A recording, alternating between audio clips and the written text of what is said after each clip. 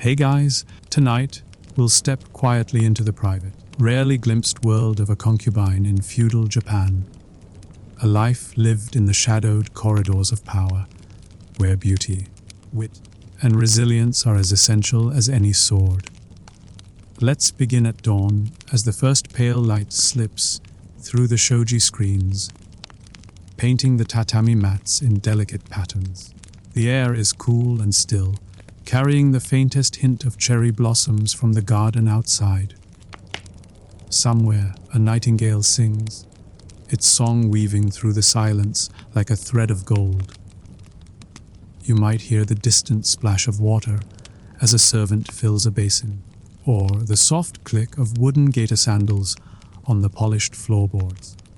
Our setting is a grand daimyo's residence, an estate of sweeping eaves and tranquil courtyards, where every stone and lantern is placed with careful intention.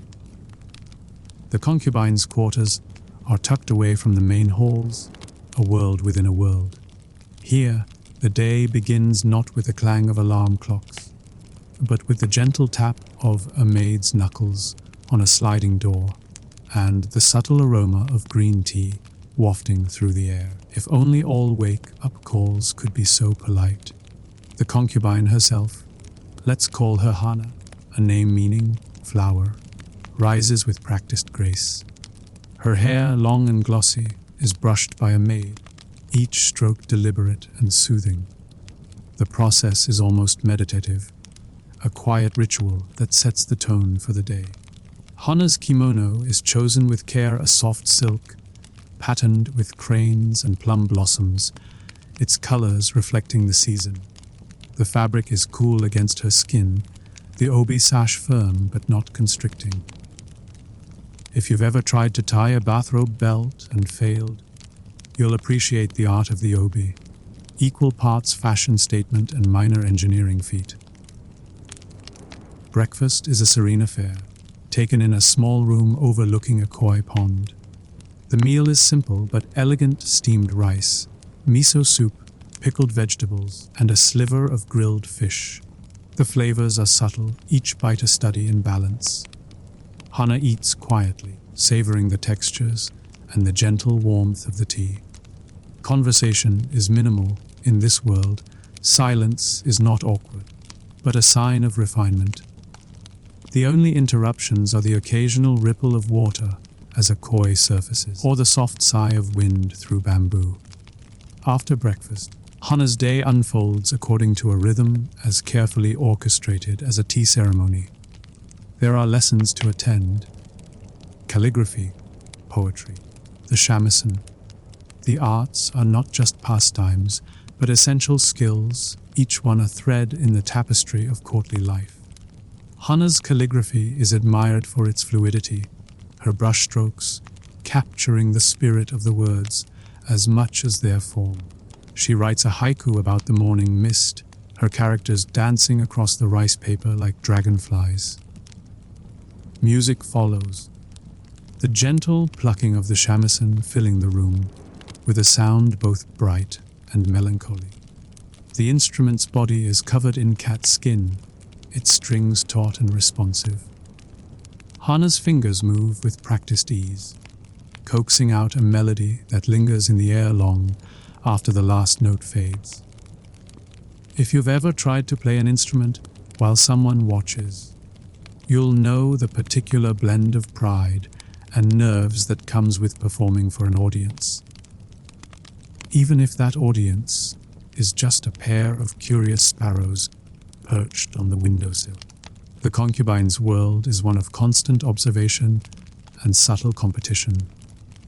Each woman is both companion and rival, her fortunes rising and falling with the shifting tides of favor. Friendships are real, but always tinged with caution.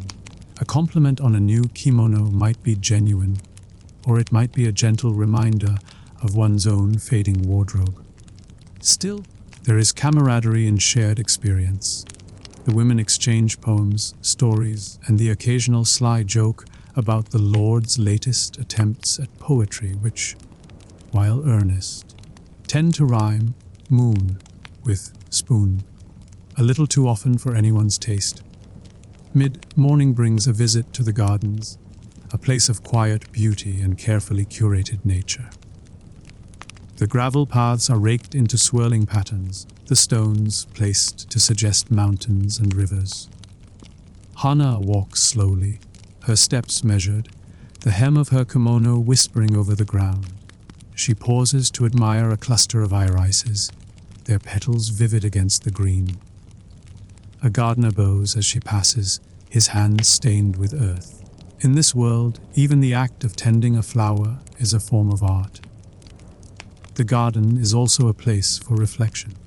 Hana finds a bench beneath a blossoming cherry tree and sits, watching the petals drift down like pink snow. She thinks of her family, far away in a mountain village, and of the path that brought her here. For many concubines, life in the daimyo's household is both an honor and a sacrifice, a chance for security and influence, but also a life lived at the pleasure of another. The rules are strict, the expectations high, and privacy is a rare luxury. Yet within these boundaries, Hana carves out moments of peace, savoring the beauty that surrounds her. As the morning wanes, preparations begin for the day's main event, a formal gathering in the Lord's audience hall. The concubines are summoned to assist with the arrangements, their roles as much about presence as about service. Hana helps arrange flowers for the tokonoma alcove, her hands steady as she places each stem. The arrangement is a study in asymmetry, a reminder that perfection lies in balance, not in uniformity. If only modern interior decorators could take a note from Ikebana, less is, indeed, sometimes more. The air in the hall is fragrant with incense, the tatami mats freshly swept. The Lord's retainers move with quiet efficiency, their faces impassive. Hana and the other concubines take their places, poised and attentive, ready for whatever the afternoon may bring. The audience hall is a world unto itself, a stage where every gesture and glance carries meaning. Sunlight filters through the paper screens, casting soft, shifting patterns on the tatami. The air is thick with anticipation and the subtle perfume of sandalwood incense, curling in lazy spirals toward the high, beamed ceiling. Hana sits with the other concubines, their kimonos a quiet riot of color, plum, indigo, persimmon, each hue carefully chosen to flatter and to signal status, like a centuries-old version of the office dress code, but with more embroidery and fewer awkward ties. The Lord enters, his presence announced by the gentle tap of a staff on the floor. He is flanked by retainers, their faces unreadable, and followed by a scribe who seems to have mastered the art of looking both attentive and slightly bored. A skill that, it seems, transcends time and culture. The concubines bow in unison, their movements fluid and practiced, a choreography of respect. The gathering is formal, but not without its moments of levity. The Lord, in a rare display of humor, recounts a story from his youth involving a runaway horse, a startled monk, and a very unfortunate basket of persimmons.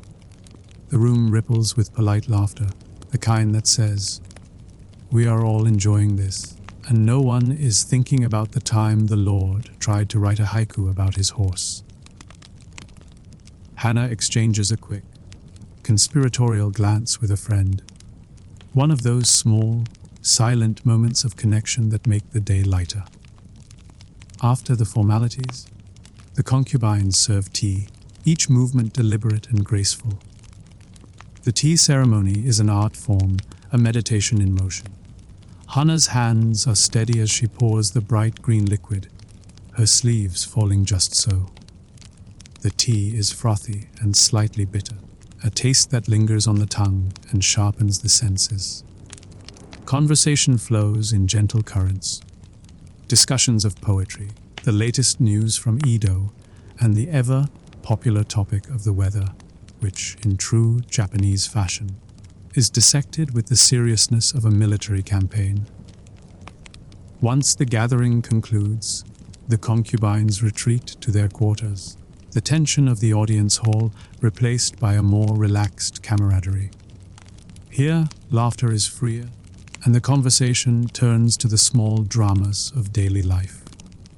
Someone has received a letter from home, another has finished a new embroidery, and a third is quietly fuming over a misplaced hairpin. A minor tragedy in a world where appearances matter. Hannah listens, offering a sympathetic ear and the occasional wry comment. She's learned that humor, like a well-tied obi, can hold things together when the seams threaten to unravel.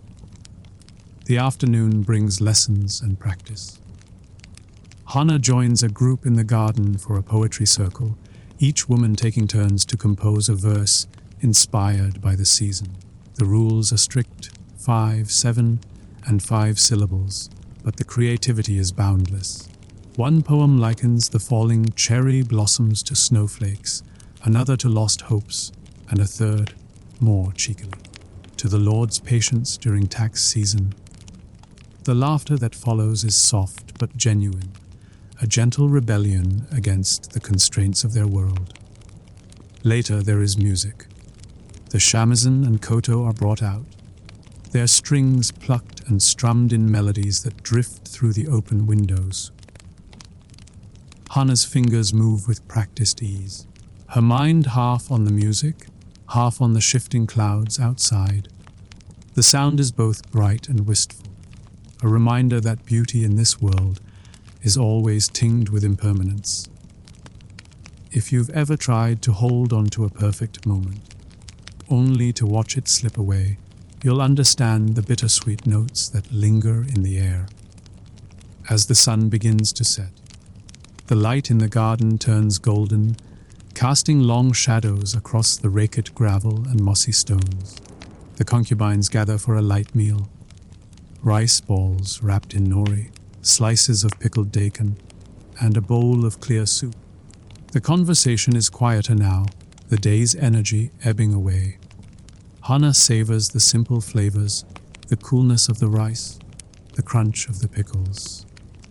She thinks of her family, of the mountain air she once breathed, and of the path that brought her here. There is longing, yes, but also gratitude, for the friendships she's found, for the beauty that surrounds her, and for the small freedoms she carves out in a world of rules. Evening brings a change in pace. The concubines prepare for the possibility of being summoned to the Lord's private chambers. The ritual is meticulous. Hair is re-brushed and adorned with delicate pins, faces are powdered, and a touch of plum blossom scent is dabbed behind the ears. There is a quiet tension in the air, a mix of anticipation and uncertainty. For some, the summons is an honor, for others, a duty. Hannah waits with the others, her heart steady, her mind calm. She has learned to find peace in the waiting, to let her thoughts drift like petals on a stream. Not every night brings a summons. Sometimes, the concubines are left to their own devices, free to read, to write letters, or to simply sit by the window and watch the moon rise over the garden. Hannah chooses a book of poetry, her fingers tracing the elegant characters. The words are familiar, but each reading brings something new. A turn of phrase, a hidden meaning, a memory stirred. She reads until her eyes grow heavy, the lines of the poem blurring into the soft glow of the lantern. Outside, the night deepens. The garden is quiet, the only sound the gentle splash of water in the koi pond. The air is cool and fragrant, carrying the promise of another day.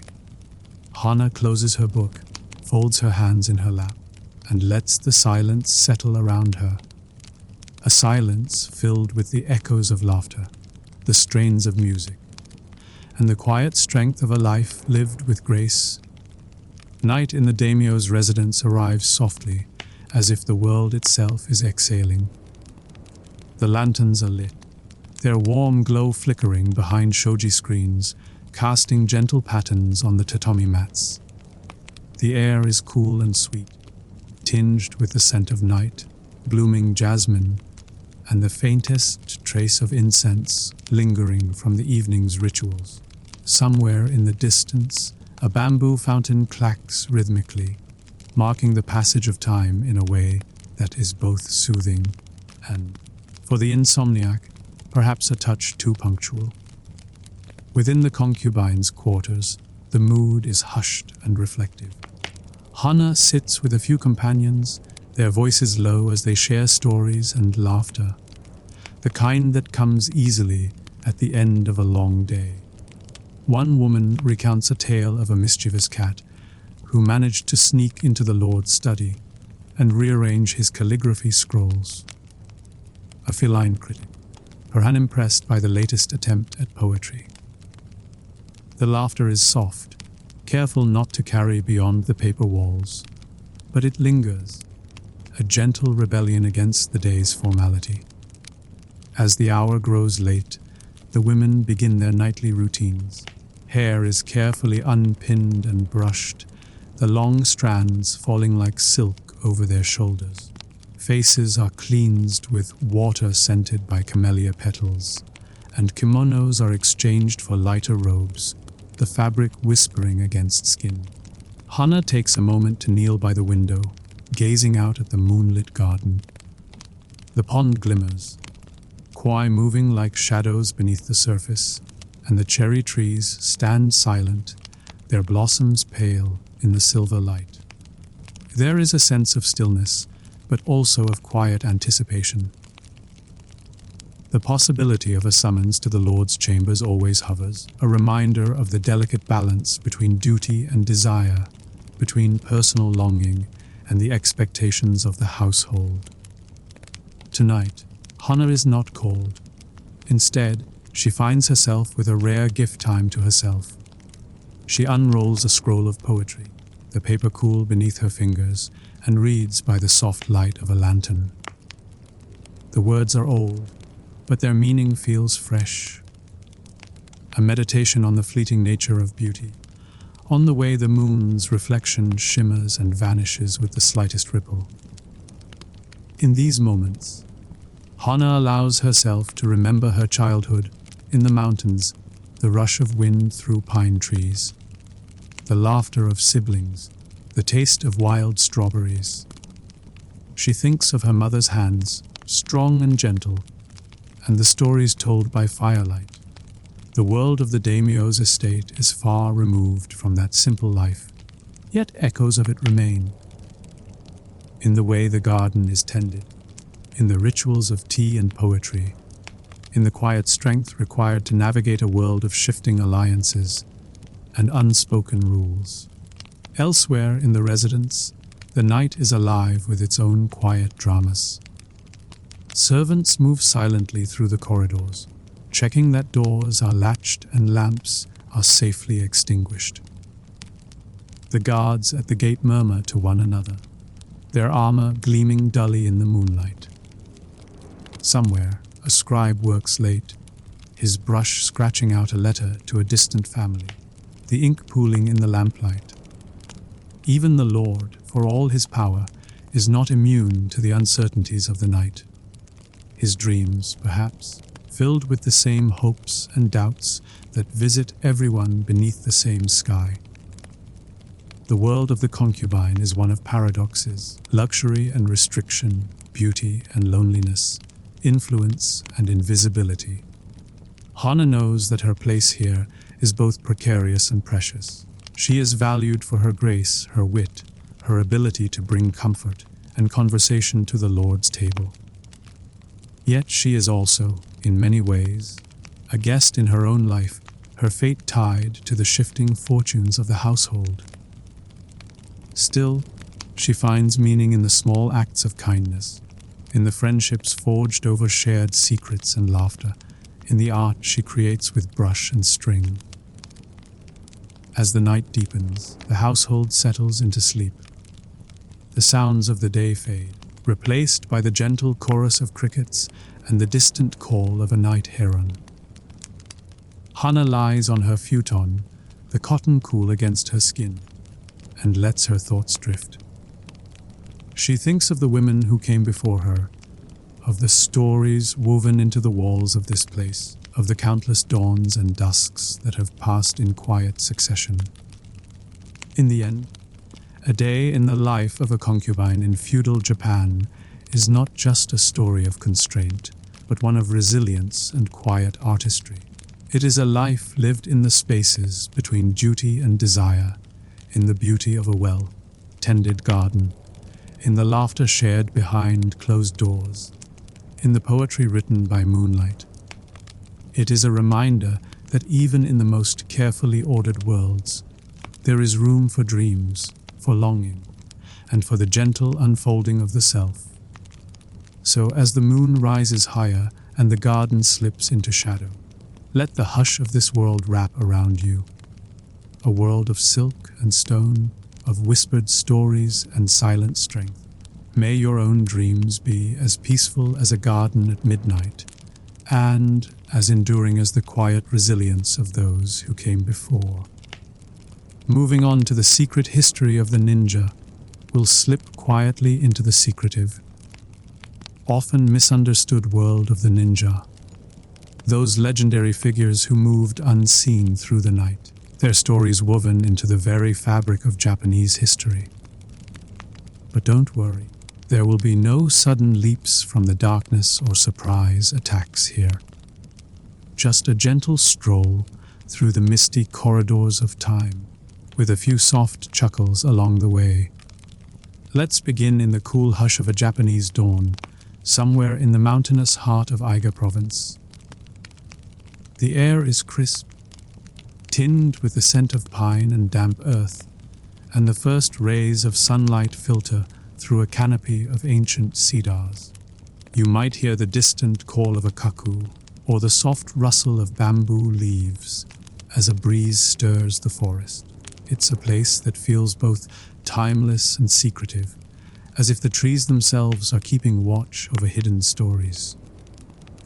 In a small, thatched roof village, life begins early. The villagers, farmers, potters, and weavers, move quietly through their morning routines. Rice is steamed over open fires, the aroma mingling with the earthy smell of wood smoke. Children chase each other along narrow paths, their laughter echoing off mossy stones. To the untrained eye, it's an ordinary rural scene. But beneath the surface, this village holds secrets.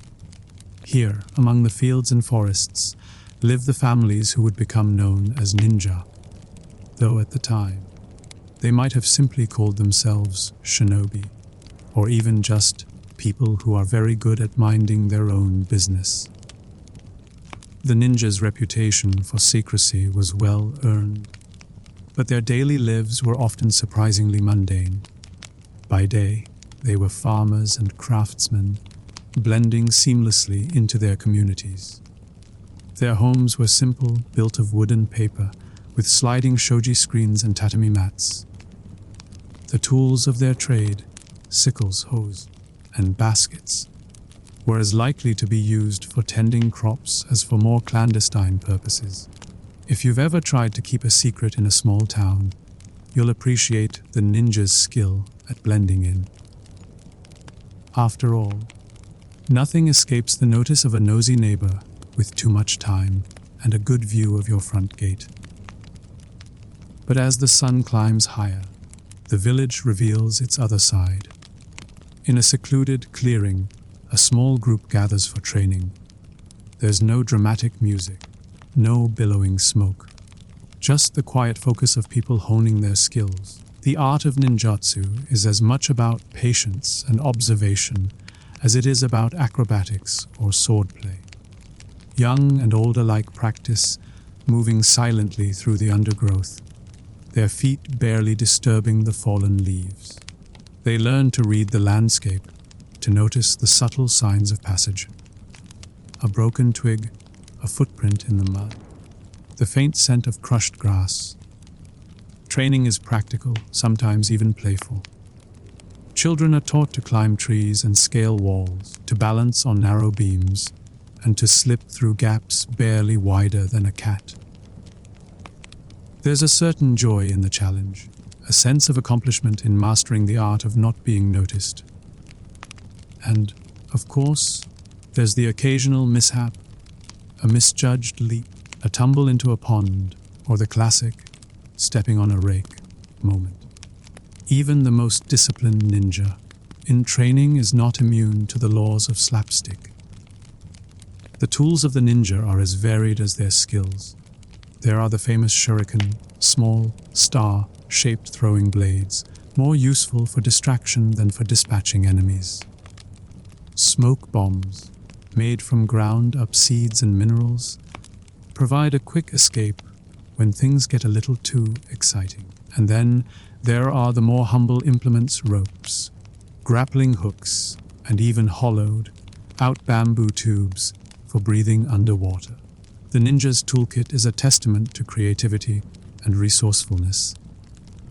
Think of it as the original multi-tool, centuries before Swiss Army knives became a thing. But perhaps the most important weapon in the ninja's arsenal is information. Espionage is at the heart of their craft. Ninja are trained to listen, to observe, and to remember. They gather rumors in the marketplace, eavesdrop on conversations in the tea house, and slip unnoticed through the shadows of enemy camps.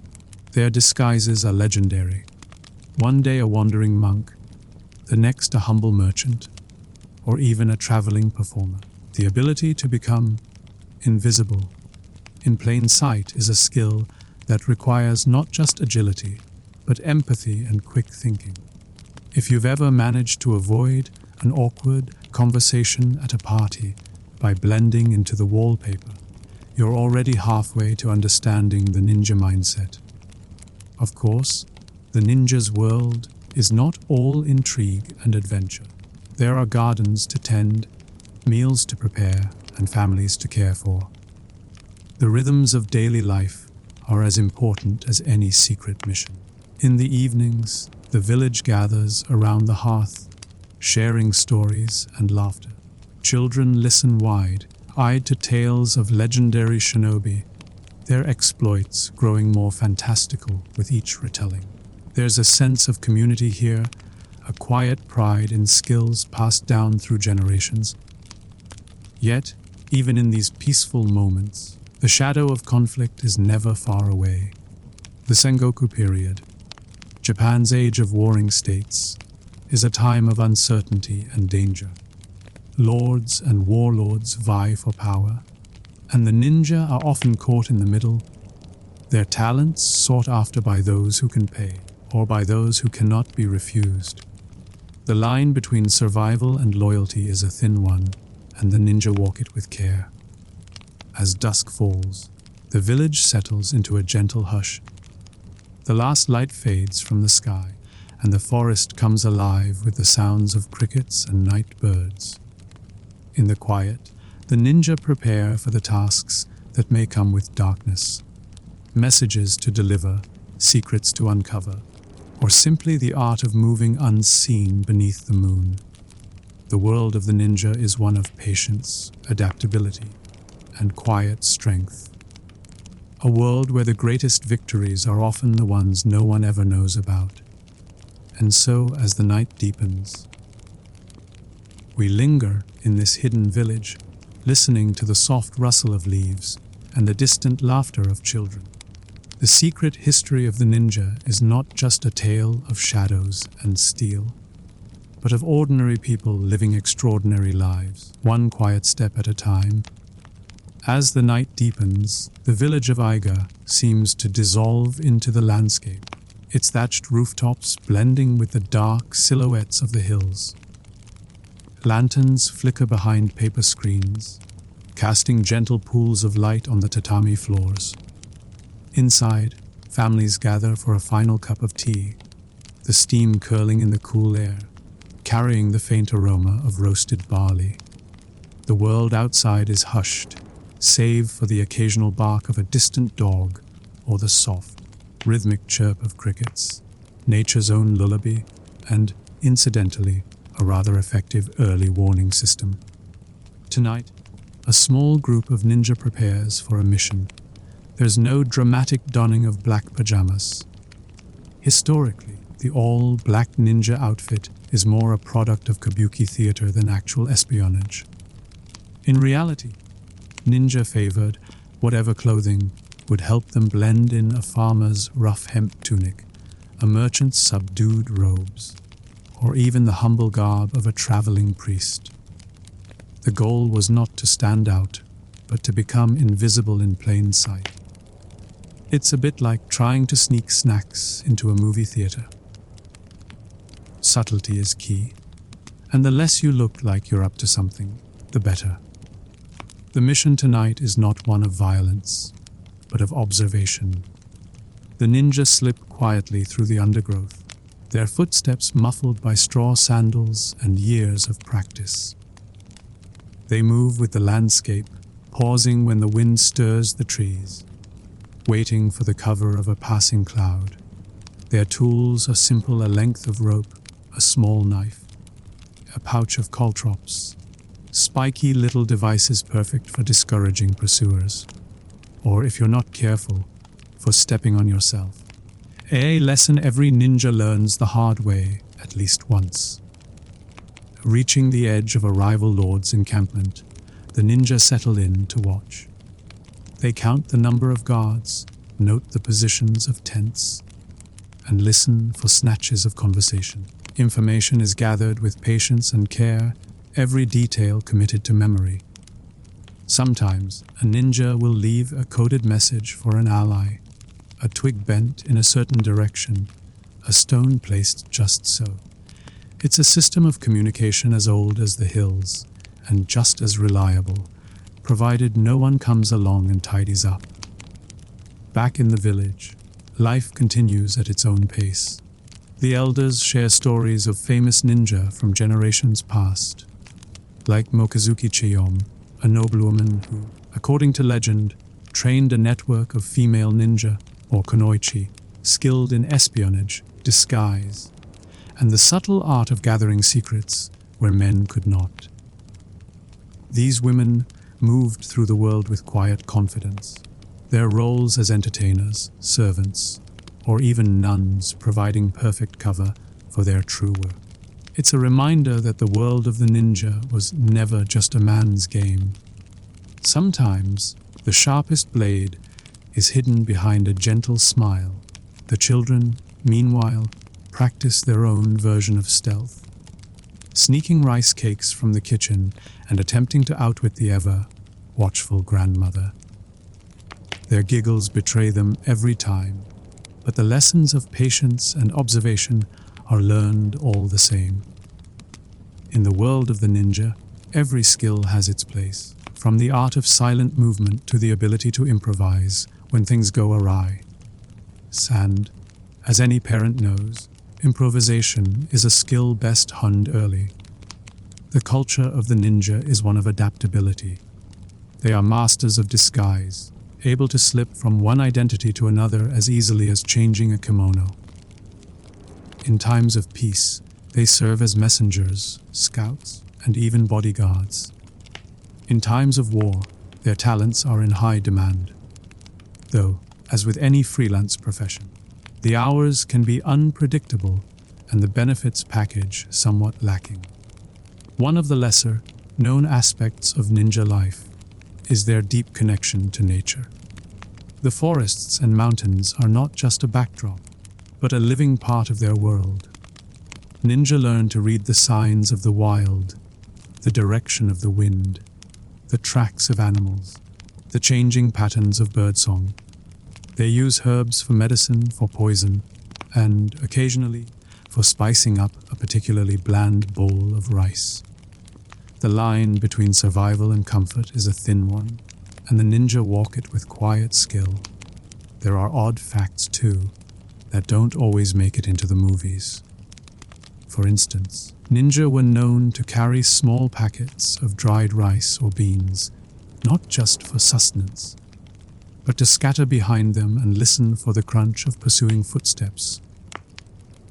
Some even wore wooden clogs with reversed footprints, designed to confuse anyone trying to track them. It's a level of attention to detail that would make even the most dedicated detective proud, or at least mildly envious. As the night wears on, the ninja return to their village, slipping back into the roles of ordinary townsfolk. The information they've gathered will be shared in whispers, passed from ear to ear, and woven into the fabric of village life.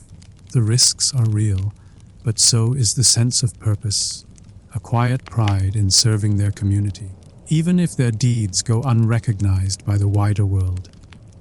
In the quiet hours before dawn, the village is at peace. The last lanterns are extinguished, and the only light comes from the stars, scattered across the sky like grains of rice on black silk.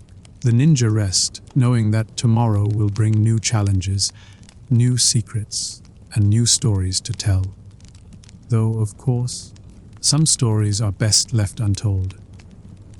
And so the secret history of the ninja continues, not in the grand halls of power, but in the quiet corners of the world, where patience, adaptability, and a touch of humor are the greatest tools of all.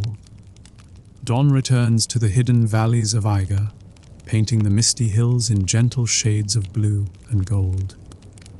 The village stirs once more, the air filled with the soft clatter of wooden buckets at the well and the distant crow of a rooster who, it must be said, takes his job as alarm clock very seriously. The ninja, now blending seamlessly back into their roles as farmers, potters, and parents, greet the new day with the same quiet diligence that has always defined their lives. As the sun rises, the daily rhythms resume. In the fields, small groups work together, their hands deftly planting rice or tending to vegetables. The scent of damp earth and fresh leaves mingles with the faint aroma of miso soup drifting from open kitchen doors. Children help with chores, their laughter echoing across the paddies, occasionally interrupted by a stern reminder not to chase the chickens again. The ninja's skills, honed in secrecy, are just as useful here: a keen eye for detail, a steady hand, and the ability to move quietly enough to avoid waking a napping elder. Yet, even in these peaceful moments, the world outside is never far away. Messengers arrive with news from distant provinces, rumors of shifting alliances, new taxes, or the latest exploits of a particularly flamboyant warlord. The ninja listen carefully, weighing each word, for in their world, information is as valuable as gold. Sometimes, a simple rumor is all it takes to change the course of a clan's fortunes. It's a bit like the stock market, but with more swords and fewer spreadsheets. The ninja's reputation, both feared and misunderstood, grows with each passing year. Stories spread far beyond Aiga and Keiga, painting the ninja as shadowy assassins, masters of the impossible. Some tales are wildly exaggerated. Accounts of men who could turn invisible, walk on water, or summon storms with a flick of the wrist. The truth, as is often the case, is both more ordinary and more remarkable. The real ninja were masters of patience, observation, and adaptability. Their greatest victories were often the ones that left no trace at all. Among the lesser-known figures are the women of the ninja world, the kunoichi. These women, skilled in the arts of disguise, persuasion, and intelligence gathering, played crucial roles in the secret history of the ninja. Disguised as entertainers, servants, or even traveling nuns, they moved through enemy territory with ease, gathering secrets, and sometimes turning the tide of entire conflicts. Their stories, though less celebrated, are woven into the fabric of ninja lore, a reminder that the art of subtlety knows no gender. The culture of the ninja is rich with rituals and traditions. Festivals are celebrated with quiet joy. lanterns floating on the river, songs sung beneath the stars, and dances that mimic the movements of cranes and foxes. Even the tools of the trade are honored: a well-worn grappling hook, a favorite pair of straw sandals, a cherished scroll of secret codes. These objects, humble as they may seem, are tokens of a life lived in service to something greater than oneself. There are oddities, too, that bring a smile to the lips. Some ninja, it's said, trained with cats to learn the art of silent movement. Though, as any cat owner knows, the real lesson is that sometimes the best way to disappear is simply to nap in a sunbeam and let the world come to you. Others developed recipes for ninja biscuits, compact snacks designed to be carried on long journeys. The taste, by all accounts, was memorable, though not always in a good way. Still, in a pinch, even the most questionable snack can be a comfort. As the day draws to a close, the village gathers for a communal meal. Bowls of rice, pickled vegetables, and grilled fish are shared among friends and family. Stories are told, some true, some embellished, all part of the tapestry of village life. The children listen wide-eyed, dreaming of adventures in the shadows, while the elders smile knowingly, remembering their own days of secret missions and narrow escapes. The world of the ninja is, at its heart, a world of balance, between light and shadow, tradition and change, secrecy and community. It is a world where the greatest strength lies not in brute force, but in adaptability, patience, and the quiet courage to do what must be done, even when no one is watching. As night falls once more, the village settles into peaceful silence. The stars emerge, bright and unblinking, scattered across the sky like 1,000 watchful eyes. The ninja, their work done for the day, rest in the knowledge that their legacy endures. Not in the grand tales of legend, but in the quiet strength of ordinary lives lived with extraordinary care. So, as you close your eyes, let the gentle hush of this hidden world surround you. A world of soft footsteps, whispered secrets, and the enduring wisdom of those who walk unseen. The secret history of the ninja is not just a story of shadows, but of resilience, community, and the quiet power of a life lived with purpose.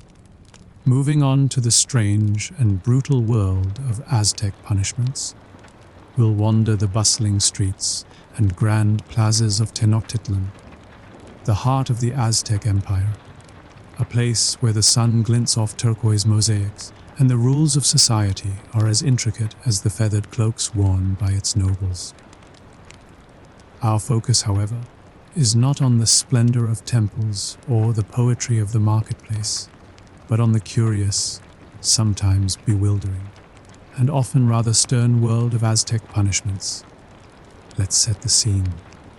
It's early morning in Tenochtitlan, and the city is already awake. The sun rises over Lake Texcoco, casting a golden shimmer across the canals and causeways.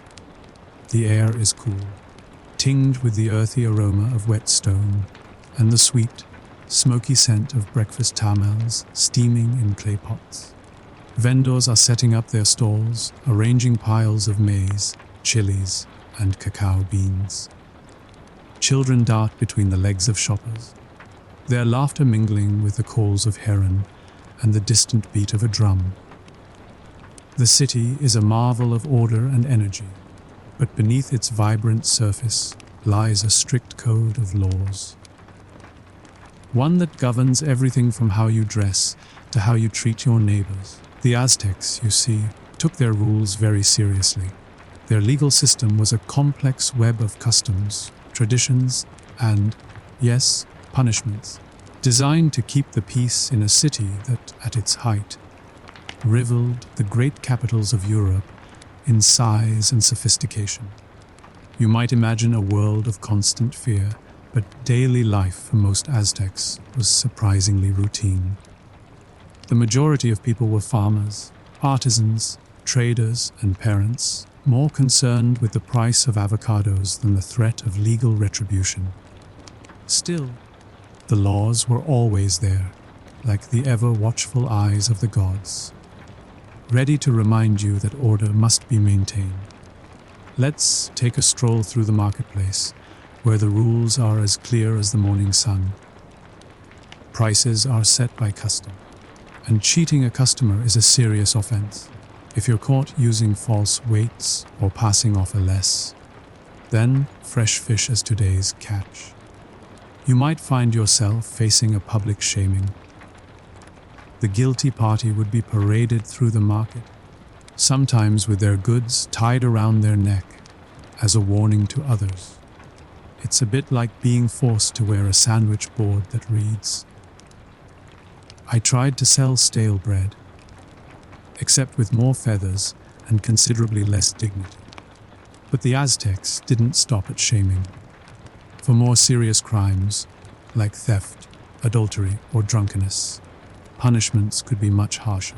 The legal code was surprisingly nuanced, with different penalties depending on your social status, your intentions, and whether you were a repeat offender. Nobles, for example, were held to a higher standard than commoners. If a noble was caught stealing, the punishment was often more severe, on the theory that those with privilege should know better. It's a philosophy that, if applied today, might make for some very interesting headlines. One of the more curious aspects of Aztec justice was the use of public humiliation as a corrective tool. For minor offenses, a person might be stripped of their outer garments and made to sweep the streets or clean the public latrines. Imagine your least favorite chore, now performed in front of your neighbors, with the added bonus of a stern lecture from the local judge. It's a punishment that's both practical and, let's be honest, a little bit theatrical. The judges themselves were a formidable presence, dressed in elaborate robes and seated on stone benches. They listened to cases with the gravity of people who know that their decisions could mean the difference between freedom and, well, a rather uncomfortable afternoon. The courtrooms were open to the public, and proceedings were often attended by curious onlookers. Because, as it turns out, people have always enjoyed a bit of courtroom drama, especially when it doesn't involve them. But not all punishments were about shame or inconvenience. Some were designed to teach a lesson, sometimes quite literally. For example, children who misbehaved could be punished by being pricked with Maggie thorns or forced to inhale the smoke of burning chili peppers. It's a disciplinary method that's both memorable and, one imagines, highly effective. Modern parents, take note. The next time your child refuses to do their homework, you could always threaten them with a whiff of habanero. On second thought, perhaps stick to the time-out chair. The Aztecs also believed in the power of restitution. If you damaged someone's property, you were expected to make amends, sometimes by working for the injured party until the debt was repaid. It's a system that combines justice with a touch of community service and probably led to some very awkward dinner parties. As we wander through the city, you'll notice that the laws are woven into every aspect of life. There are rules about how to build your house, how to conduct business, even how to greet your elders.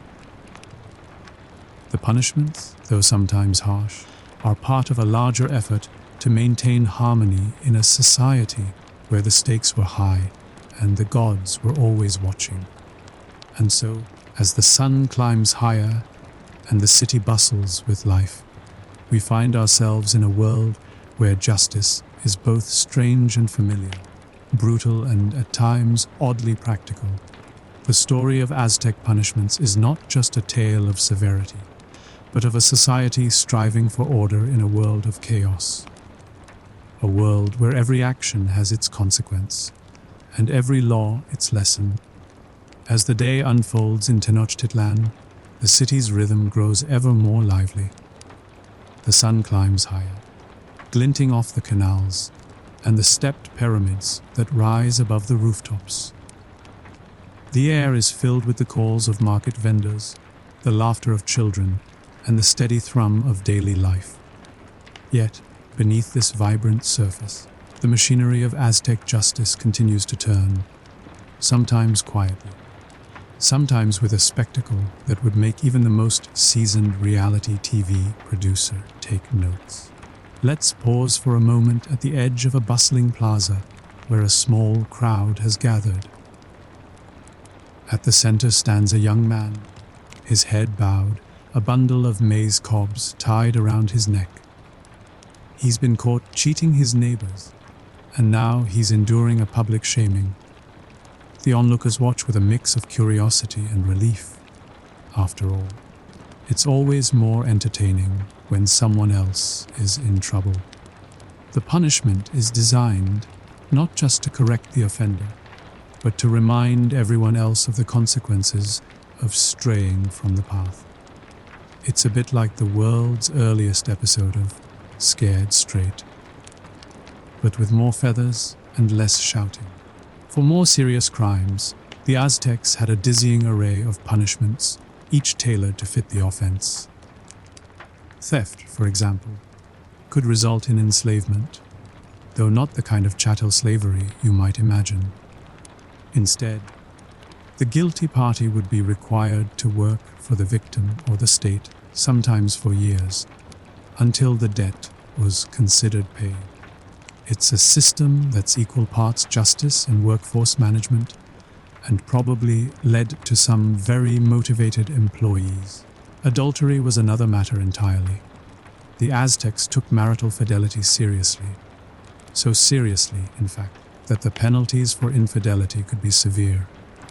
Both parties might be publicly shamed, beaten, or, in extreme cases, executed. The method of execution was often as symbolic as it was final stoning, strangulation, or even being thrown into a lake. It's a reminder that, in Aztec society, the personal was always political, and the gods were believed to take a keen interest in the affairs of mortals. One can only imagine the awkwardness at the next family gathering. But not all punishments were so grim. Some were, in their own way, almost creative. For instance, drunkenness was frowned upon, at least for the young and the common folk. If you were caught intoxicated before the age of 30, you might be shaved bald and paraded through the streets, or forced to sweep the temple steps. The message was clear: moderation is a virtue, and public embarrassment is a powerful deterrent. Of course, if you were a priest or a noble, the rules were a bit more flexible. Apparently, rank has its privileges, even when it comes to hangovers. Children, too, were subject to the law, though their punishments were often more about correction than retribution. A child who lied or stole might be pricked with maguey thorns, or made to inhale the smoke of burning chilies, a punishment that, while memorable, was unlikely to cause lasting harm. The Aztecs believed that discipline was essential for raising good citizens, but they also understood the value of mercy. After all, every judge was once a mischievous child, and every parent knows the challenge of keeping a straight face when meting out justice. The legal system itself was surprisingly sophisticated. Judges were appointed by the emperor and were expected to be impartial, wise, and incorruptible. Bribery was a serious offense, and a judge caught accepting gifts could face severe penalties, including, in some cases, death. Court proceedings were public, and both accuser and accused had the right to present their case. Witnesses were called, evidence was weighed, and verdicts were delivered with solemnity. It's a system that, in many ways, would not be out of place in a modern courtroom, though the dress code was certainly more colorful. There were also special courts for different kinds of cases. The pochteker, or merchant class, had their own judges and laws, reflecting the unique challenges of trade and travel. Military offenses were handled by warrior judges, who understood the complexities of life on campaign. Even the emperor himself was subject to the law, at least in theory. It's a reminder that, for all its brutality, the Aztec system was built on a foundation of order and accountability. Of course, there were oddities and exceptions. Some crimes were considered so serious that they could only be atoned for through sacrifice, either of the guilty party or, in rare cases, a substitute. The logic was both religious and practical. The gods demanded balance, and society demanded closure. It's a concept that might seem alien to us, but in the Aztec worldview, the line between the sacred and the secular was always blurred. And then there were the punishments that defy easy explanation. For example, a person who damaged a neighbor's crops might be required to spend a day standing in the sun, holding a heavy stone above their head. It's a punishment that's equal parts endurance test and public spectacle, and probably did wonders for the local gossip mill. Or consider the case of the noisy neighbor. Someone who disturbed the peace could be fined, or, in extreme cases, have their house demolished. It's a solution that's both final and, one imagines, highly effective. As the afternoon sun casts long shadows across the city, the courts continue their work. Cases are heard, punishments are meted out, and the cycle of justice rolls on. For the people of Tenochtitlan, the law is both shield and sword, a source of order in a world that is, at times, as unpredictable as the weather. And so, as the day begins to wane and the city prepares for evening, we find ourselves in a world where justice is as much about community as it is about control, where every punishment tells a story, and every story is a thread in the rich tapestry of Aztec life. As dusk settles over Tenochtitlan, the city's energy softens.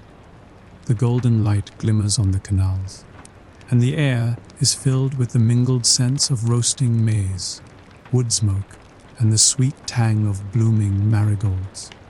The day's business winds down, but the stories of justice and consequence linger, woven into the very fabric of Aztec life. In the neighborhoods, families gather for the evening meal, sharing tamales and stories by the flickering light of oil lamps. Children, now released from their chores and lessons, play in the courtyards, their laughter echoing off adobe walls. Yet even in these moments of warmth and comfort, the lessons of the law are never far away.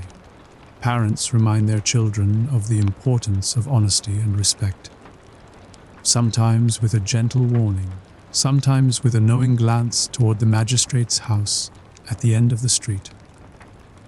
The Aztec approach to justice was, in many ways, a reflection of their worldview, a world where balance and reciprocity were sacred. Every action, good or bad, was believed to ripple outward, touching not just the individual, but the family, the neighborhood, and even the gods themselves. Punishments, then, were not simply about retribution, but about restoring harmony. It's a philosophy that might sound familiar to anyone who's ever tried to mediate a family dispute over who finished the last piece of cake. Some punishments, though, were reserved for the most serious offenses, acts that threatened the very order of society. Treason, blasphemy, or the willful breaking of sacred taboos could result in the ultimate penalty sacrifice. While this is the part of Aztec justice that tends to make modern audiences wince, it's important to remember that, for the Aztecs, sacrifice was not just a punishment, but a sacred duty. It was believed to maintain the balance of the cosmos, to ensure the rising of the sun and the fertility of the earth. In a way, it was the most solemn form of justice, a merging of law, religion, and cosmic necessity. Yet, even in this world of stern consequences, there was room for mercy and second chances. First, time offenders might be forgiven, especially if they confessed and made amends. The community often played a role in deciding the fate of the accused, with elders and neighbors offering testimony or vouching for a person's character. It's a reminder that, even in a society famed for its severity, compassion was not entirely absent. After all, no one wants to live in a world where a single mistake defines a lifetime. There are stories, too, of cleverness and resilience. Some individuals, faced with harsh penalties, found ways to turn their punishment into opportunity. A merchant, sentenced to sweep the market for cheating his customers, became so skilled at cleaning that he was later hired by the temple to care for its sacred precincts. A young woman, punished for gossiping, used her time in the public square to gather news and eventually became a respected messenger. It's proof that, even in the face of adversity, the human spirit finds ways to adapt and, occasionally, to thrive. The Aztec legal system also recognized the importance of intent. Accidents were treated differently from deliberate acts, and those who caused harm unintentionally were often required to make restitution, rather than face harsher penalties. This sense of proportionality, while not always perfectly applied, speaks to a nuanced understanding of justice, one that values both accountability and fairness.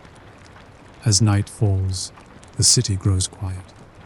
The moon rises over the great temple, its pale light reflecting on the water.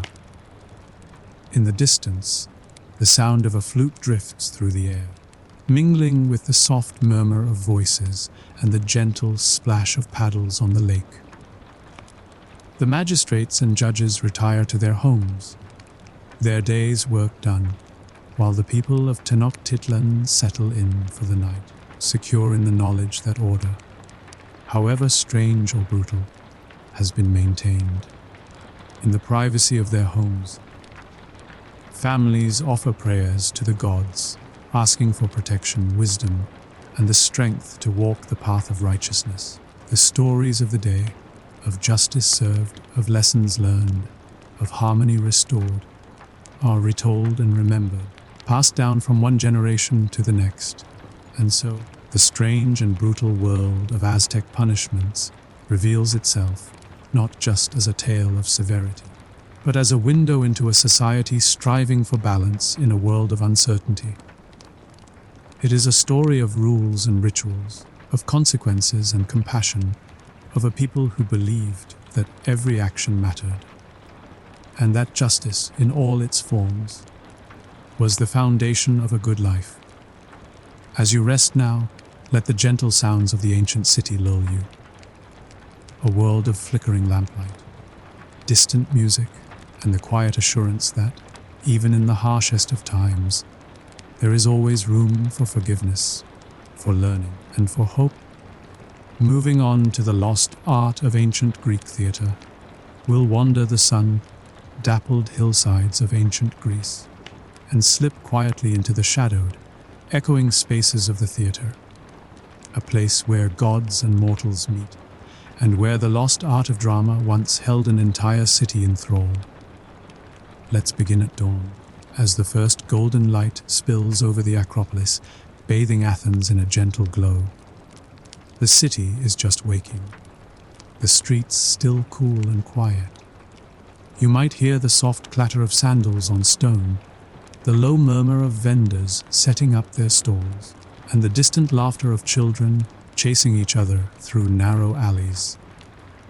The air is fresh, tinged with the aroma of baking bread and the sharp, green scent of crushed thyme beneath your feet. Our destination is the Theatre of Dionysus, nestled on the southern slope of the Acropolis.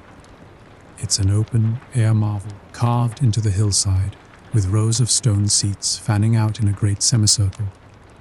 The stage is simple, a raised platform, backed by a painted wooden structure called the skin. But don't let the minimalism fool you. In a few hours, this space will be transformed by the magic of performance, as actors and chorus bring to life stories of love, loss, and the whims of the gods. The city is abuzz with anticipation. Today is the start of the Dionysia, a festival in honor of Dionysus, god of wine, revelry, and, most importantly, theater. Citizens from every walk of life have gathered, farmers in rough woolen cloaks, merchants in brightly dyed chitons, philosophers with ink-stained fingers, and even a few visiting dignitaries, trying not to look too impressed. The festival is a rare moment of unity, when the city's usual squabbles are set aside in favor of shared wonder. It's a bit like the Olympics, but with more poetry and fewer discus injuries. As you find your seat among the crowd, you notice the little details that make this world so vivid. The stone beneath you is cool and smooth, worn by generations of spectators. The sun is warm on your face, but a gentle breeze stirs the air, carrying with it the distant sound of a flute. Vendors weave through the aisles, offering honey cakes and figs, their voices rising above the hum of conversation. There's a sense of excitement, a collective breath held in anticipation of the stories to come. The actors, meanwhile, are preparing backstage. In ancient Greece, all performers were men, their faces hidden behind elaborate masks. These masks are works of art in themselves, crafted from linen and plaster, painted in bold colors, with exaggerated features that can be seen from the very back row. Each mask represents a different character: the grieving mother, the cunning slave, the boastful hero. The actors slip into their roles with practiced ease, their voices trained to carry across the open air.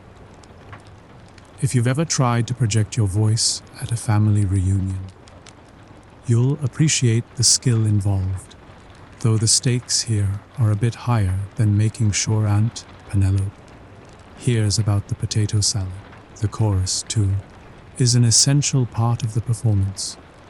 Dressed in matching costumes, they move and sing as one, their voices rising in haunting harmonies. The chorus is both narrator and commentator, guiding the audience through the twists and turns of the plot.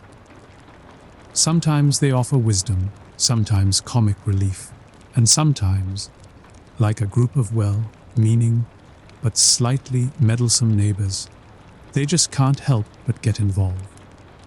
The plays themselves are a tapestry of myth and memory.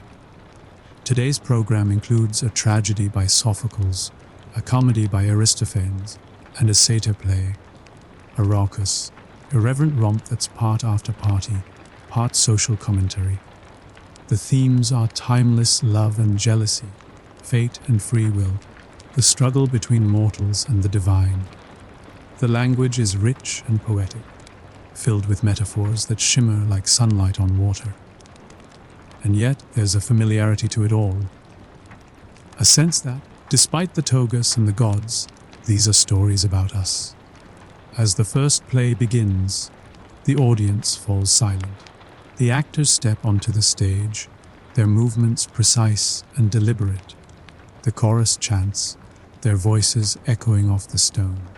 The story unfolds in a series of scenes, each one building on the last, drawing the audience deeper into the world of the play. There are moments of laughter, of sorrow, of breathless suspense. The crowd reacts as one, gasping at a sudden twist, weeping at a tragic turn, erupting in applause at a particularly clever line. It's a communal experience, a shared journey through the landscape of the imagination. But theater in ancient Greece is more than just entertainment. It's a civic duty, a form of education, and, at times, a subtle act of resistance. The playwrights use their stories to question authority, to challenge the status quo, to explore the complexities of justice and power. The audience, for their part, is expected to listen, to think, and occasionally to vote on the outcome of the festival. It's democracy in action, with a side of drama. As the sun climbs higher and the plays continue, you find yourself swept up in the rhythm of the day. The boundaries between actor and audience, myth and reality, begin to blur. The lost art of ancient Greek theatre is not just about masks and scripts, but about the power of storytelling to bring people together, to inspire, to heal, and sometimes to provoke a little mischief. And so, as the afternoon light slants across the stage and the chorus sings its final lines, you sit back and savor the magic of a world where anything is possible, and where every story is a doorway to another time. As the sun drifts westward, casting long shadows across the marble steps, the festival of Dionysia continues in full swing. The air is now warmer, the scent of wild thyme and roasting lamb mingling with the ever-present tang of olive oil. The audience, a sea of tunics and sun, bronzed faces, shifts and murmurs, stretching their legs between performances. Some share gossip about the actors, who, rumor has it, are just as dramatic offstage as on. Others debate the merits of the latest tragedy, or speculate about which playwright will win the coveted laurel wreath this year. It's a bit like the Oscars, but with more sandals and fewer acceptance speeches. Behind the scenes, the actors prepare for the next play. The transformation is almost magical. A young man, moments ago nervously reciting lines, now dons the mask of a vengeful queen. Another, with a quick change of costume and a new mask, becomes a wise old oracle. The skin, that simple wooden backdrop, is repainted and rearranged, transforming from a palace to a temple to a humble cottage with a few deft strokes. The ingenuity of the stage crew is impressive. Ancient Greek theatre was nothing if not resourceful. If you've ever tried to assemble flat, pack furniture with only a vague diagram and a prayer, you'll appreciate the skill involved. The next performance is a comedy, and the mood in the theatre shifts. The chorus enters, their costumes outlandish and their movements exaggerated. Laughter ripples through the crowd as the actors poke fun at politicians, philosophers, and even the gods themselves. Aristophanes, the master of satire, is not above a little slapstick.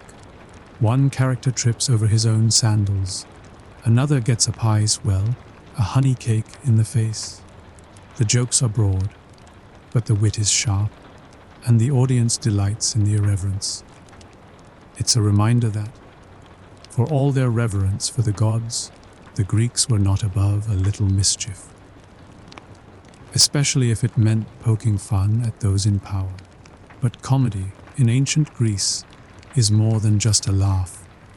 It's a way to speak truth to power, to question the world as it is, and to imagine how it might be different. The playwrights use humor as a shield and a sword, slipping pointed commentary past the censors with a wink and a nudge. The audience, for their part, is in on the joker, laughing not just at the antics on stage, but at the absurdities of their own lives. It's a communal catharsis, a chance to let go of worries and, for a moment, see the world through a softer lens. Between plays, the theatre becomes a marketplace of ideas. Philosophers debate the nature of fate and free will, merchants hawk their wares, and children dart through the aisles, their faces sticky with honey. The city's diversity is on full display. Athenians, foreigners, freed slaves, and visiting dignitaries all sharing the same space, united by the magic of the stage. It's a rare moment of equality. where status matters less than one's appreciation for a well-timed joke or a moving monologue. As the afternoon wears on, the satyr play takes the stage. This is the wild card of the festival. A raucous body romp featuring half human, half goat creatures who dance, sing, and generally cause chaos. The satyrs, with their furry legs and mischievous grins, are the comic relief after the intensity of tragedy and the sharpness of comedy. Their antics are outrageous, their songs a little risque, and their dances energetic enough to make even the most stoic philosopher crack a smile. It's a reminder that, in Greek theatre, joy and sorrow are two sides of the same coin, and that laughter is as essential as tears. Amidst the revelry, there are quieter moments, too. In the shaded portico, a group of women discuss the themes of the day's plays, their voices low and thoughtful. Though women could not act on stage, their presence in the audience was vital. They brought their own perspectives, their own stories, and sometimes their own critiques, passed in whispers or woven into the fabric of family life. The theatre, for all its grandeur, was also a place of listening, of learning, and of sharing. Elsewhere, a group of metics, foreigners who made Athens their home, gather to discuss the differences between Greek and Persian drama. Their conversation is lively, filled with good-natured teasing and the occasional boast about the superiority of one's homeland. The theatre, it seems, is a place where cultures meet, where ideas are exchanged, and where everyone, for a few hours, is part of something larger than themselves. As the sun begins to dip toward the horizon, the final play of the day approaches. The audience settles in, their faces flushed with sun and excitement. The actors take their places, the chorus gathers, and the city holds its breath. The lost art of ancient Greek theatre is alive, if only for a moment, in the laughter, the tears, and the shared silence of 1,000 souls. And as the first lines are spoken, you realize that, here in this ancient place, the boundaries between past and present, myth and memory, have all but disappeared. The stories of the stage are the stories of the city, and the city itself is a living, breathing theatre. As twilight settles over Athens, the last golden rays of sunlight slip behind the Acropolis, and the city is bathed in a gentle, violet glow. The festival's energy softens, but the air still hums with the afterglow of performance. The audience lingers in the stone seats, reluctant to leave the magic behind. The marble steps are warm from the day, and the scent of crushed thyme and spilled wine hangs in the air. A reminder that, in ancient Greece, theatre was as much a feast for the senses as for the mind. The actors, their faces still marked by the lines of their masks, gather backstage. They share quiet laughter, exchanging stories of missed cues and unexpected applause. The chorus, their voices hoarse but happy, hums a final refrain as they help each other out of their costumes. There's a camaraderie here, a sense of having conjured something ephemeral and precious, a story that, for a few hours, belonged to everyone. As the crowds drift away, the city's streets come alive in a different way. Lanterns flicker in the doorways of taverners, where friends gather to debate the day's plays over cups of sweet, resin-scented wine. Philosophers and poets, emboldened by the drama, argue about fate and justice, love and hubris, their voices rising and falling like the chorus itself. Even the gods, it said, listen in, amused by the mortals' attempts to make sense of the world. But the influence of Greek theatre stretches far beyond the festival. In the days and weeks that follow, the stories linger in the minds of the audience. Farmers quote lines from tragedies as they tend their fields. Merchants reference comic heroes in their bargaining, and children reenact satyr dances in the dusty courtyards. The lessons of the stage about pride, forgiveness, and the unpredictability of the gods become part of daily life, woven into the fabric of the city. Theatre in ancient Greece was not just a pastime. It was a mirror reflecting the hopes and fears of a society in constant flux. It was a classroom where citizens learned about ethics, politics, and the human heart. And it was a forum where difficult questions could be asked, sometimes with laughter, sometimes with tears, but always with a sense of shared humanity. The playwrights, those ancient wordsmiths, were both entertainers and philosophers, their words echoing long after the applause had faded. There are odd facts, too, that add color to this world. For instance, the best seats in the theater were reserved for priests and city officials, though it's rumored that a well-placed bribe could secure a prime spot for an ambitious merchant. The actors, despite their fame, were not always highly regarded. Some were even considered a little suspect, as if spending too much time pretending to be someone else might rub off in real life.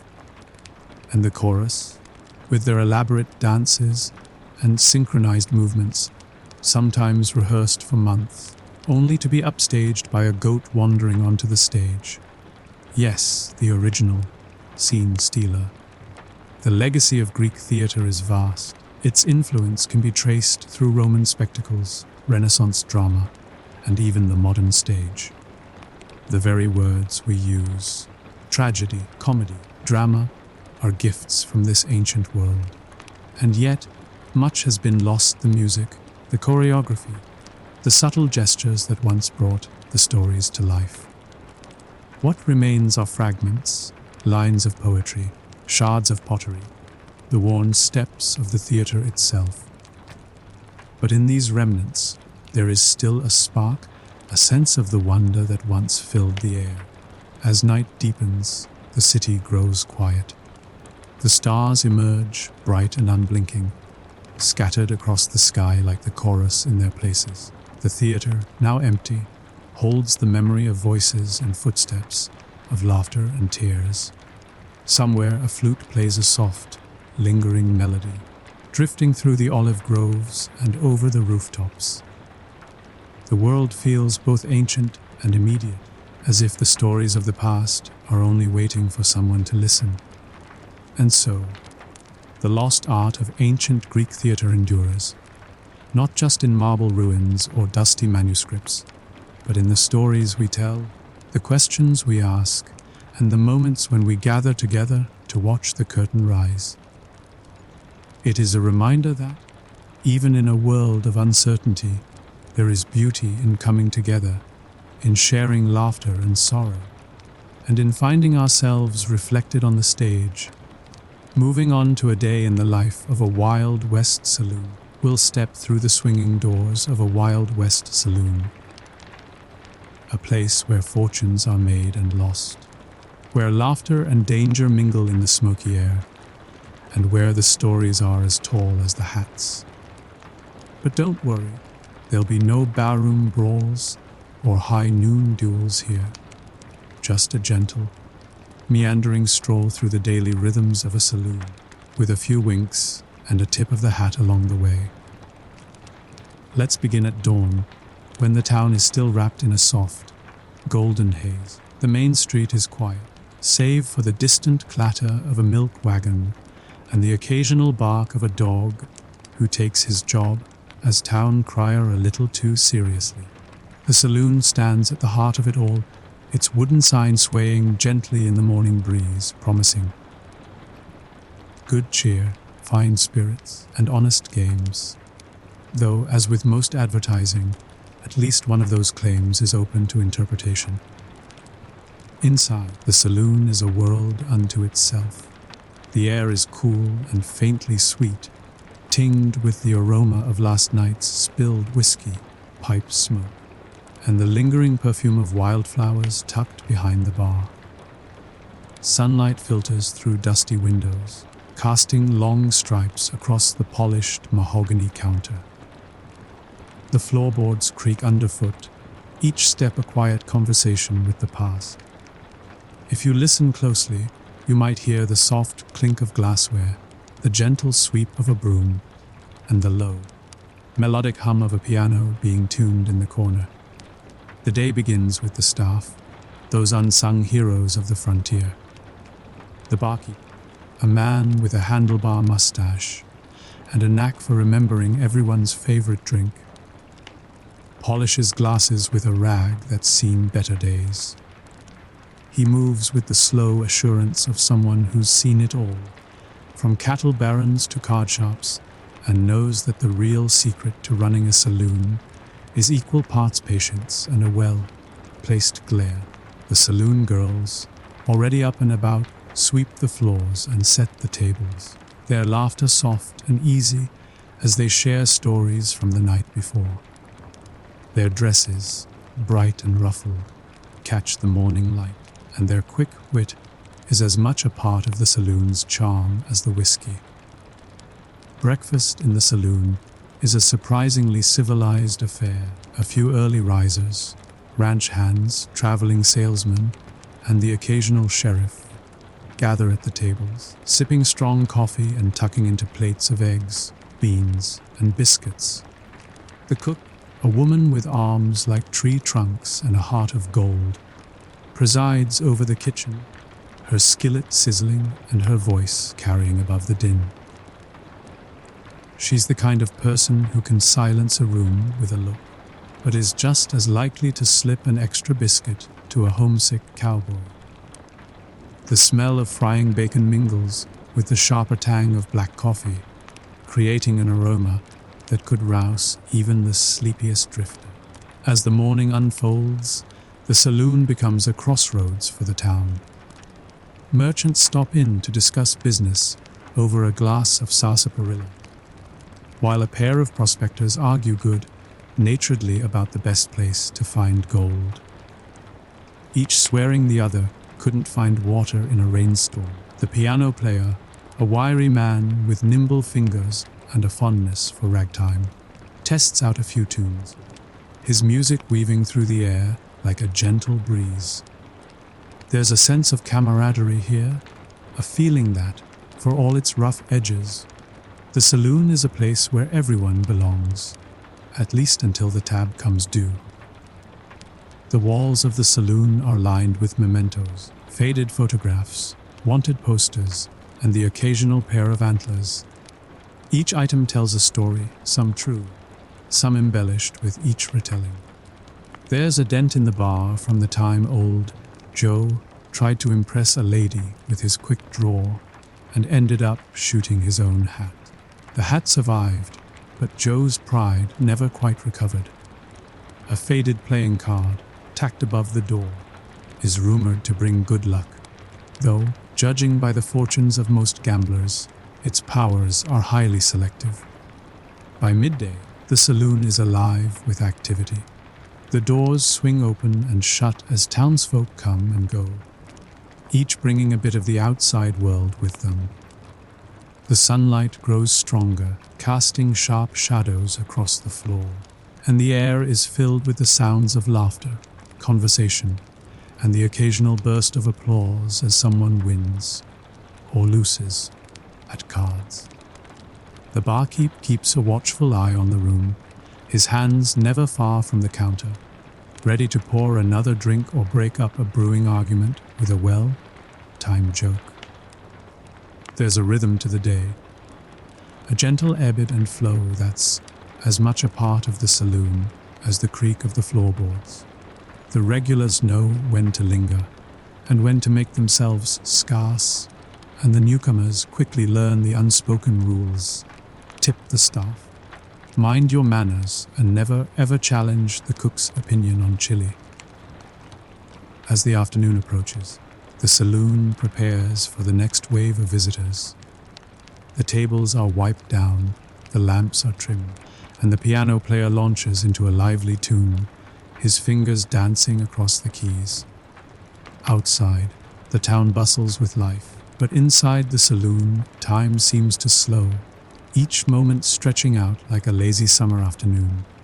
And so, as the day drifts on, we find ourselves in a place where the past and present mingle, where every creak and clatter tells a story, and where the promise of adventure is never more than a card game away.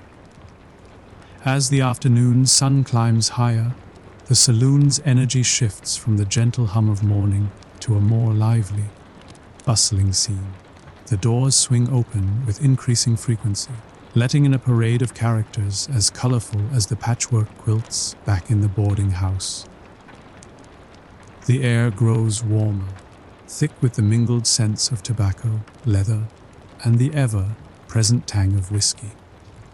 If you listen closely, you might catch the faint jingle of spurs, the soft swish of petticoats, and the low, conspiratorial murmur of a deal being struck in the corner booth. The card tables are now the heart of the action. A group of cowboys, their hats tipped low, gather for a game of poker. The cards are dealt with a practiced flick, and the chips clatter softly as bets are placed. There's a language to the game. Raised eyebrows, a twitch of the mustache, a slow sip of whiskey that says as much as any hand. The stakes are modest, but the pride on the line is priceless. Every so often, a newcomer tries his luck, only to discover that Lady Luck in this saloon is a fickle companion, and the regulars have a sixth sense for bluffing. It's all in good fun, though, at least until someone loses the deed to a mule. Nearby, a pair of prospectors swap stories of gold strikes and close calls, their voices rising and falling like the hills they dream of. One claims to have found a nugget the size of a chicken egg, though the only evidence is a suspiciously heavy pocket and a grin that says he's spinning a yarn. The other listens, nodding sagely, before launching into a tale of his own.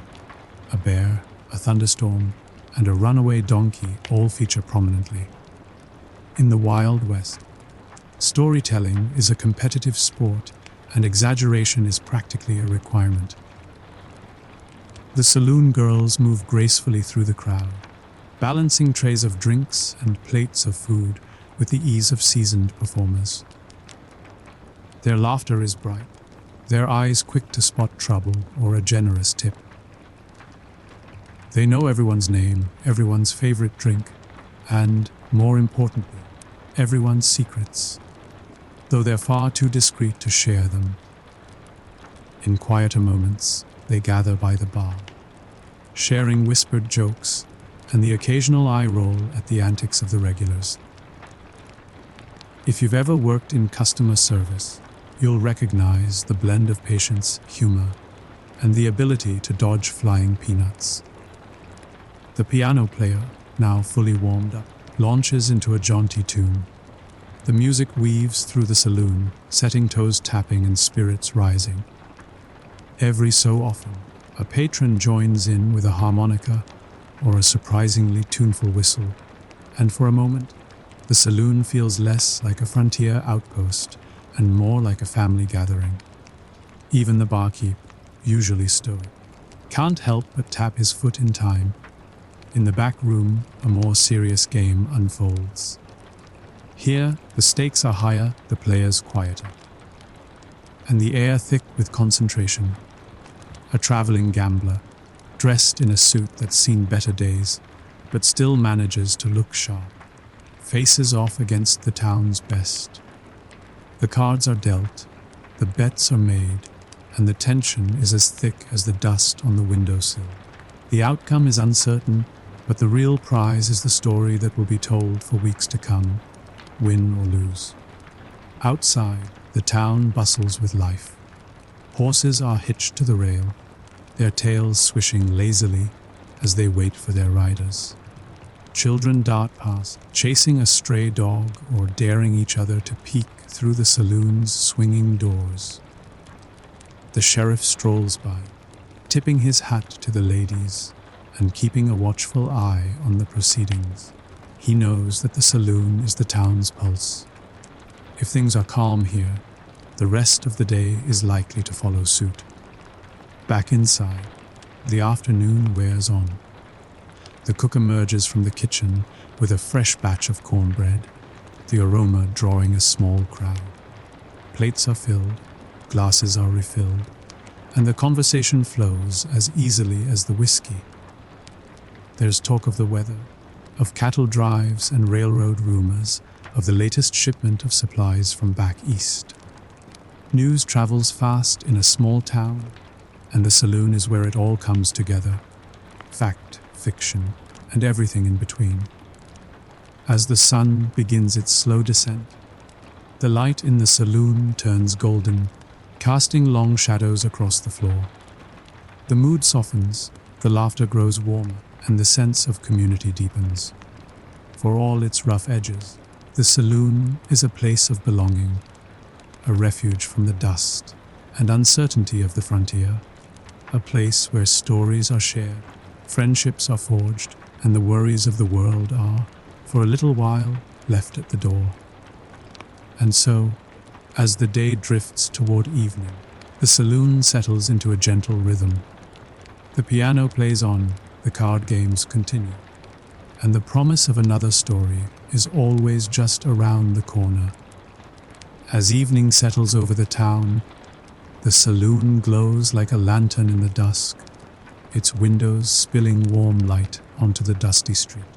The air outside is cooling, carrying the scent of sagebrush and distant campfires, while inside, the world is alive with music, laughter, and the gentle clink of glasses. The day's dust has settled, and the saloon is at its most inviting. A haven for the weary, the hopeful, and the simply curious. The night crowd drifts in, each person bringing their own story. Ranch hands fresh from the range, their faces sunburned and their boots caked with red earth, gather at the bar for a well-earned drink. A traveling salesman, his sample case battered but his smile undimmed, regiles anyone who listen with tales of the latest miracle tonic, guaranteed to cure everything from snakebite to heartbreak, though the only thing it's sure to cure is sobriety. The local schoolteacher, her hair pinned neatly and her eyes bright with curiosity, sits with a friend near the piano, quietly enjoying the music and the rare chance to relax. The saloon girls, now dressed in their evening finery, satins and lace with a touch of borrowed perfume, move through the room with practiced grace. They laugh with the regulars, share a dance with the bold, and keep a watchful eye on the mood of the crowd. Their presence is both comfort and spectacle, a reminder that the saloon is as much a stage as any theater. Every so often, one of them takes the floor for a song, her voice rising above the din, drawing a hush from the room. The applause is genuine, and for a moment, the saloon feels like the center of the world. The piano player, now joined by a fiddler and a man with a battered banjo, leads the room in a rollicking tune. The music is lively, the kind that makes even the most reserved patron tap a boot or hum along. Couples take to the open space near the bar, spinning and laughing, their shadows flickering on the walls. The laughter is easy, the worries of the day forgotten in the swirl of melody and movement. In the quieter corners, old friends share stories over a game of checkers, their conversation punctuated by the occasional snort of disbelief or the clack of a captured piece. At a table near the back, a group of newcomers, miners perhaps or railroad men, swap news from distant places, their voices low and earnest. The barkeep listens with one ear, always alert, always ready to step in if a story grows too heated or a bet too bold. As the night deepens, the saloon's atmosphere shifts once more. The laughter grows softer, the music slower, and the conversations more thoughtful. Someone recites a poem, another tells a ghost story, and for a moment the room is united in quiet wonder. The lamplight flickers, casting golden halos on the faces of those gathered, and the world outside seems to fade away. There are oddities, too, that make the saloon unique. A stray dog, adopted by the regulars, curls up by the stove, snoring contentedly. A mysterious stranger, his hat pulled low, sits alone at the end of the bar, nursing a single drink and watching the room with a wry smile. The town's doctor, always on call, enjoys a rare evening off, his laughter mingling with the rest. Even the sheriff, usually so stern, allows himself a second glass of whiskey and a quiet game of cards.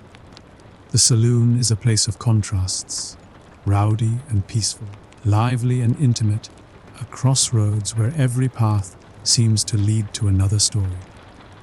It's a place where fortunes change with the turn of a card, where friendships are forged over shared troubles and triumphs, and where the line between legend and reality is as thin as the smoke curling from a cigar. As midnight approaches, the crowd thins. The last song is played, the final hand of cards is dealt, and the barkeep begins to tidy up, humming softly to himself. The saloon girls gather their shawls, sharing a final laugh before heading home. The piano player closes the lid, his fingers lingering on the keys as if reluctant to let the music end. Outside, the town is quiet, the stars bright above the rooftops. The saloon stands silent now, its stories tucked away until morning. The floorboards creak one last time, the lamps are dimmed, and the world slips into a gentle hush. And so, the day in the life of a Wild West saloon comes to a close, not with a bang, but with a soft sigh, a lingering note, and the promise of another day, another story, another chance to gather and belong. In this place of laughter and longing, of music and memory, the spirit of the West endures, gentle, resilient, and always ready to welcome you home